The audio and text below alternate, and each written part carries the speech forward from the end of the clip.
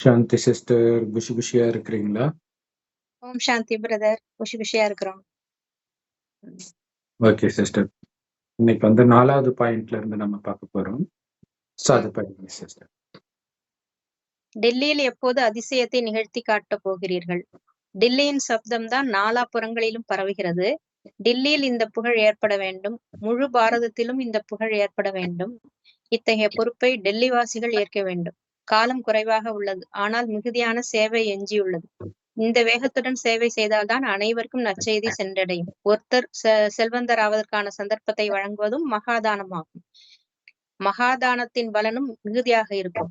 சதா தந்தையை உடன் வைத்திருந்தால் இவருடன் சர்வசக்திவான் உடன் இருக்கிறார் என்பதை பார்த்து மாயை ஓடிவிடும். உங்களை தனியாக காணும் போதுதான் உங்களை அணுகுவதற்கு மாயைக்கு தைரியம் வருகிறது. வேட்டையாட செல்லும் போது விலங்கு ஏதும் வராதிருப்பதற்காக நெருப்பை ஏற்றி வைக்கின்றனர். அவ்வாறே நினைவு என்ற அக்னி எரிந்து கொண்டிருந்தால் மாயை உங்களை அணுக முடியாது. இந்த ஆர்வம் என்ற அக்னி ஒருபோதும் அணைந்து விடக்கூடாது. அதை உடன் வைத்திருப்பதனால் சக்தி தானாகவே வந்துவிடும். பிறகு வெற்றிக்கு மேலே வெற்றி கிடைக்கும். இப்பதான் தெரியுது ஏன் அம்மன் கையில தீச்சட்டி இருக்குதுன்ட்டு. நானும் ஏன் இது நடராஜர் கையிலயும் இருக்கும், தீச்சட்டி இருக்கும். நினைவு அக்னி எல்லாம் இந்த பாபா யூஸ் பண்ற ஒரு வேர்ட் அப்படி அங்கங்க வர்றத பார்க்கும்போது நமக்கு அவ்வளவு சந்தோஷமா இருக்குது. குரான்லயும் வருது, பைபிள்லயும் வருது, பயங்கரமா இருக்குது. ஸோ மெயினா வந்து டெல்லி தானே தலைநகரம், அங்க இருந்து தானே எல்லா சட்டமும் இயற்றப்படுது. ஸோ அதனால டெல்லி வாசிகள் வந்து டெல்லி அரசாங்கத்தின் மூலமாக இதை நீங்க பேச வச்சுட்டாலே போதும், ஃபுல்லா பரவிடும் அப்படிங்கிறாங்க. ஸோ டைம் ரொம்ப கம்மியா இருக்குது, ஆனா சேவையும் ரொம்ப ரொம்ப அதிகமா இருக்குது. அதனால அதிவேகத்துல பண்ணாதான் உங்களால வந்து நேரத்துக்கு செய்தி சென்றடைய வைக்க முடியும்னு 1970 சொல்லியிருக்காரு. 50 வருஷம் ஆயிடுச்சு, 55 வருஷம். 55 வருஷம் ஆயிடுச்சு. இன்னமும் செய்தி தெரியாம இருக்கிறாங்கன்றதுதான் கொடுமை இல்ல. ஒருவேளை தெரிஞ்சிருந்தா இந்நேரம் எல்லா யூடியூபரும் பிரம்மகுமாரி இதுல எல்லாம் மகா கும்ப மேளா எடுத்துட்டு இருப்பாங்க, உட்காந்து மோனாலிசாவை எடுத்துட்டு இருப்பாங்க. இல்ல எவ்வளவு பெரிய விஷயம் இது. அப்ப உண்மையிலே உங்களுக்கு தெரியலன்னு தான் அர்த்தம். சாது சன்னியாசி எடுக்கிறாங்க, யாரையோ எடுக்கிறாங்க, ஜக்கி வாசுதேவ எடுக்கிறாங்க. இங்க ரேரா தான் போறாங்க. என்ன பண்றது? அதுவும் மெயின் சேனல்ல எதுவுமே வந்த மாதிரி தெரியல. எதுலயும் வரல. பிரம்மகுமாரி சேனல்ல போட்டுக்கிட்டாதான் உண்டு. அதனால உலகத்துக்கு என்ன லாபம்? இல்ல அவங்க அதை பார்க்க போறது கிடையாது.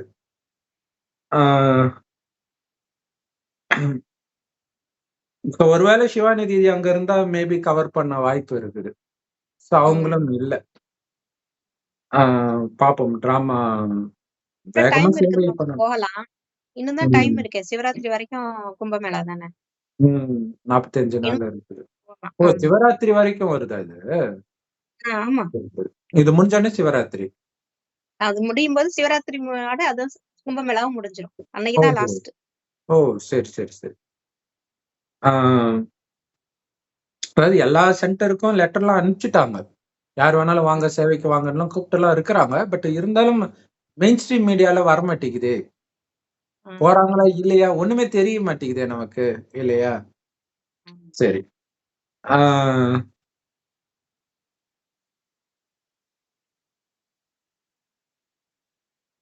சோ எல்லாருக்கும் சேவை போகணும், செய்தி போகணும்.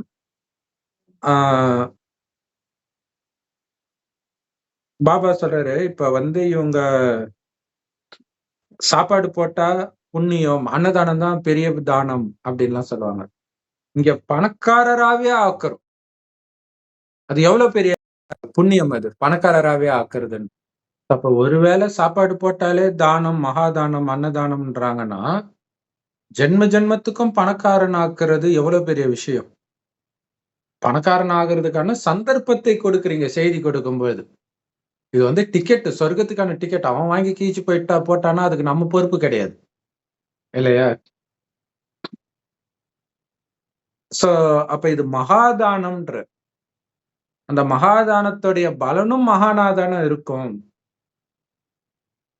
இது சேவை.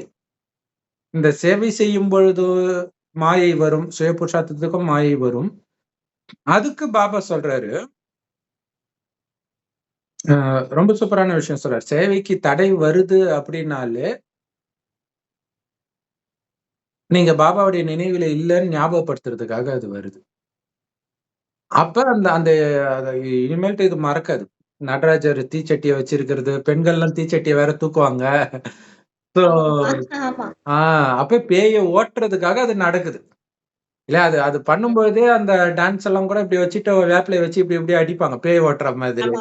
அடிச்சுட்டே தான் ஆடுவாங்க. கரெக்ட். சோ அப்ப பாபா நினைவில்லாமல் சேவை செய்யும் பொழுது உங்களுக்கு மாயா வரலாம்.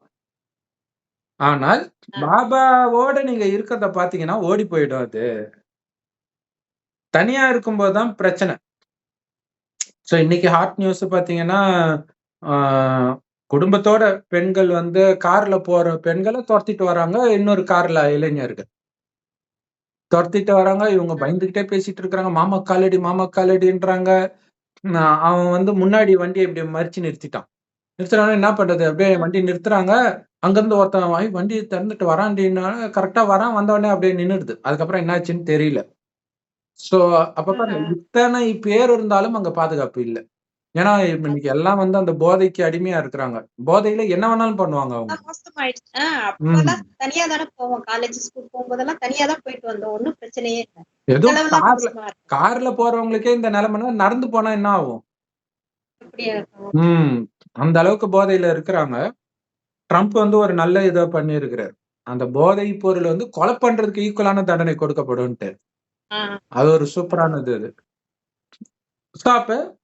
அப்ப உண்மையிலே துணை வந்து பாபாவுடைய நினைவு தான். அங்க யார கூப்பிட முடியும்? அப்படியே கூப்பிட்டாலும் அந்த செகண்ட் எப்படி வருவாங்க? அதெல்லாம் இருக்குது இல்ல. நான் காலேஜ் படிக்கும்போது ஒரு சம்பவம் நடந்துச்சு அண்ணாமலை யூனிவர்சிட்டியில. யாரோ எங்க அப்பா யார் தெரியுமான்ட்டு ரேகிங் பண்ணும்போது கேட்டான். மெடிக்கல் காலேஜ்ல. அவனை கொலையே பண்ணிட்டாங்க. கொலை பண்ணதுக்கு அப்புறம் அப்பா யாருன்னு தெரிஞ்சு என்ன பண்ண போறது? அந்த நேரம் ஒரு அகங்காரத்தை அப்படி தூண்டுது இல்லையா? சோ ரொம்ப ரொம்ப உலகம் மோசமாக போயிட்டு இருக்குது. இந்த நேரம் பாதுகாப்பு கவசம் பாபாவுடைய நினைவு தான். இப்பதான் நிர்பந்திக்கப்படுறோம், வேற வழி இல்லாம பாபாவை நினைக்கிறது. அந்த நிலை இப்பயே வர்றத பாக்குறோம்.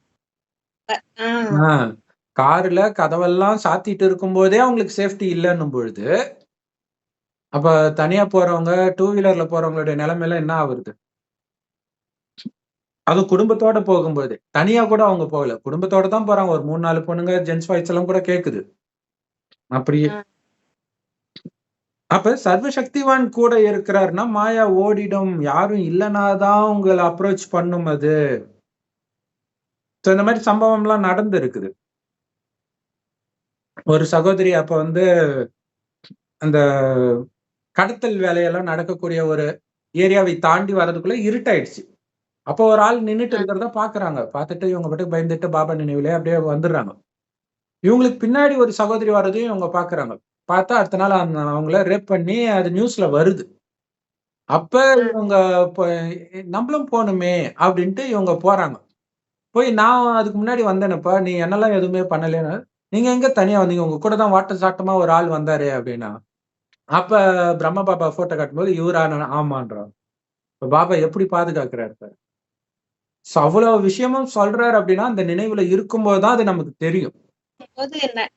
என்ன வேணாலும் நடக்கும். நமக்கு அடுத்தவங்களுக்கு காட்சி காட்டியிருப்பாரு. நமக்கு தெரியல. கண்டிப்பா. இன்னொரு முக்கியமான விஷயம் என்னன்னா, சேவைக்காக அர்ப்பணிக்கும் பொழுது அந்த சிஸ்டர் சேவைக்கு போயிட்டு வராங்க.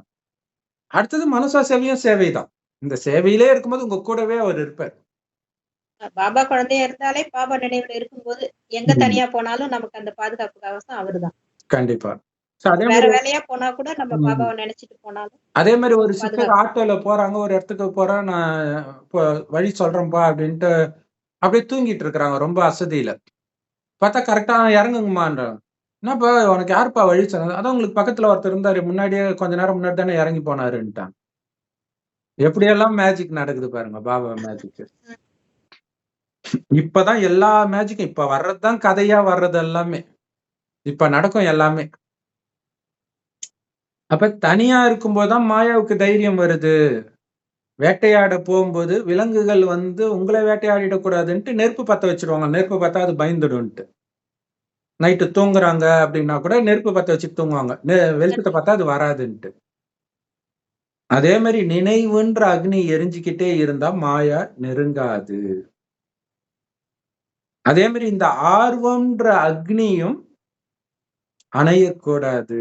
இல்லையா? பாபாவை நினைக்கிற ஆர்வமும் சரி, சேவை எல்லா டெல்லி ஃபுல்லா குடுக்கணுன்ற ஆர்வமும் சரி, அணையக்கூடாதுன்றார். அப்படிப்பட்ட ஒரு தீபத்தை, அணையா தீபத்தை கூடவே வச்சிருந்தீங்கன்னா, தானா சக்தி வந்துடும்ன்றார். ஆச்சரியமா இருக்கும். நம்ம பண்ண ஒரு சில சேவையெல்லாம் எப்புட்றா நம்ம பண்ணோம்? எப்படி அந்த தைரியம் வந்தது? அந்த ஆர்வத்துல அது பாபா பண்ணிட்டு இருப்பாரு. அதான் சக்தி தானா வந்துடும்ன்றார். பிறகு வெற்றி மேல வெற்றி கிடைச்சுக்கிட்டே இருக்கும். அதை நீங்க திரும்பி கூட பார்க்காம நீங்க பாட்டுக்கு சேவை பண்ணிட்டு போயிட்டே இருக்க வேண்டியதுதான். அது வந்து நிழல் மாதிரி பின்தொடர்ந்து வந்துகிட்டே இருக்கும். அதை நீங்க பார்த்தீங்கன்னா, அவ்வளவுதான் முடிஞ்சு போச்சு. அப்படியே நின்னுடும். செம பவர்ஃபுல்லான பாயிண்ட். அடுத்த பாயிண்ட் படிங்க சிஸ்டர். வயோதிக தாய்மார்களுக்கு பாபாவுக்கு பிரத்யேகமான அன்பு இருக்கிறது.